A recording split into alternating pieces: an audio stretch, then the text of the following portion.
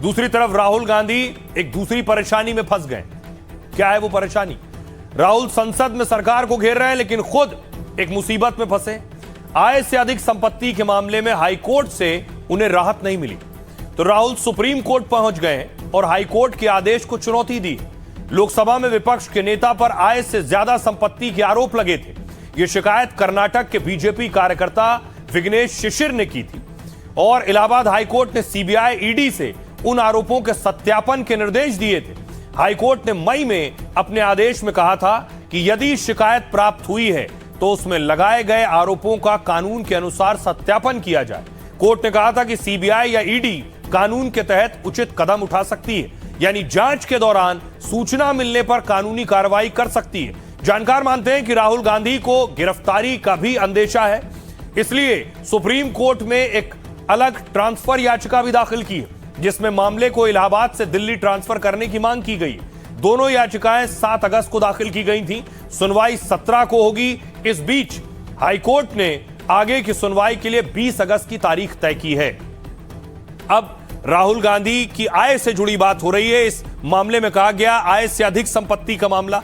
तो आइए, राहुल गांधी ने जो हलफनामा दिया, चुनावी हलफनामा, उस हलफनामे के हिसाब से राहुल गांधी के पास कितनी संपत्ति है, यह है उनकी पूरी संपत्ति का डेटा।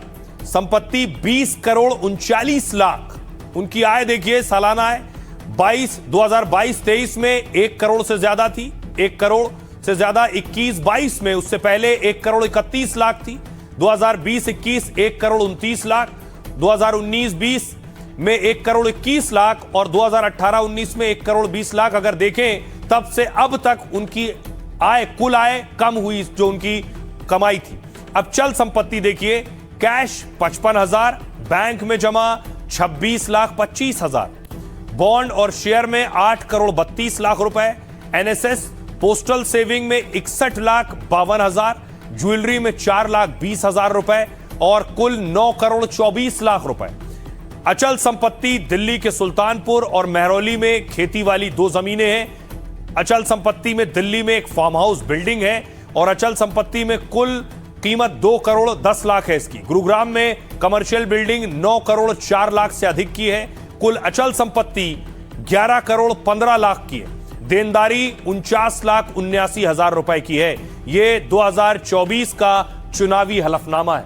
सुनिए जरा इस पर सियासतदान क्या कह रहे हैं। 20 दिन के लिए पार्लियामेंट हाउस में नहीं घुस पाया। चाणक्य और क्या कहते थे, Sardar Patel, where has he disappeared?